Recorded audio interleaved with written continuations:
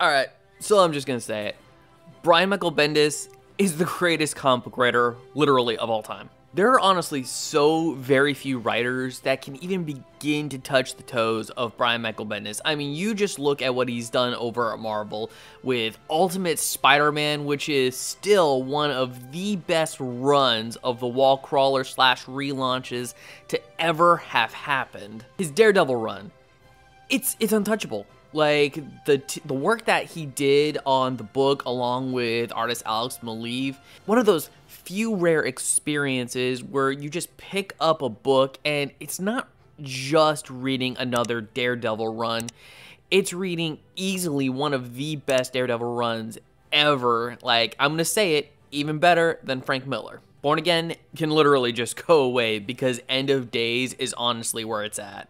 And then let's not forget the all-new, all-different Marvel initiative, where they tasked Brian Michael Bendis with giving a bit of a refresh to the Iron Man title, in which case he gave us the amazing Riri Williams. I mean, I don't know what people were talking about with that book. I mean, Riri Williams, she was smart, she showed a lot of ingenuity in solving her problems. She's a character that is absolutely going to stand the test of time. And then naturally, we cannot forget Miles Morales, who honestly, like, he even had a better run on Ultimate Spider-Man than even Peter Parker did when it first started. And then when DC decided to bring Bendis over with their ad campaign, Bendis is Coming, I was absolutely 110% excited.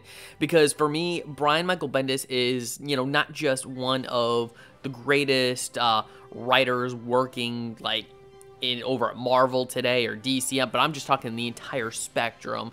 And when he came down and decided to kind of rework some out-of-date ideas about Superman's origin, like, for example, Krypton exploding, you know, I mean, depending on which version you read, the Kryptonians either did it to themselves or it was just sort of like nature taking its course with the sun dying. But Brian Bendis, he decided, you know what, we're just going to rework this. We're going to make this a true superhero origin.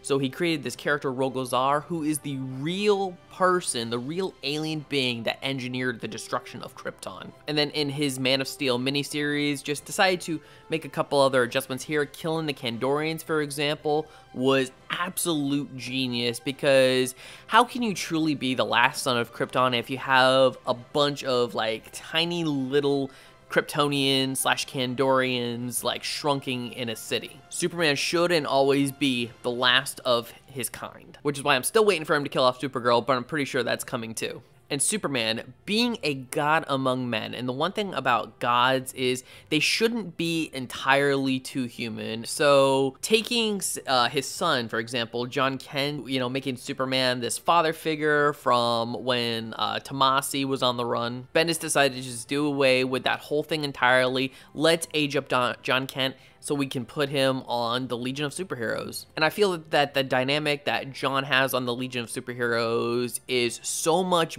better than what was going on in the Super Sons book when John was just a kid with Damian. I mean, you know, 10 and 13, these two really wouldn't be hanging out. It just wasn't realistic. So when he was aged up, again, to be on the Legion of Superheroes, that was, you know, for me, where I felt like John Kent as a character should be, you know, away from his father, independent, his own character. And even in an issue of Legion of Superheroes, finding out that at a certain point, John Kent is actually going to become the one true Superman, not Clark Kent. History is going to remember John, not Clark. Because Clark, he is the god that's going to eventually fall into myth. John is going to be the human version that people relate to. And it's just so amazing that Bendis can just bring out the humanity of, you know, this entire Superman lore and refresh it and reinvigorate it in such a way that everybody can enjoy. Bendis understands the readers, he understands the market. I have no doubt at some point we may even see, like, Brian Michael Bendis becoming editor-in-chief either at Marvel or DC. So if you feel the way I feel, please definitely leave your comments in the comment section below. And if you like this video, I'd love it if you'd smash that like button, share it with some friends. Subscribe if you're not subscribed already, and ring that notification bell for more comic book content. And if you're wondering what to watch next, consider one of these two videos. Alright. Take care, have a great day, and as always, April Fools!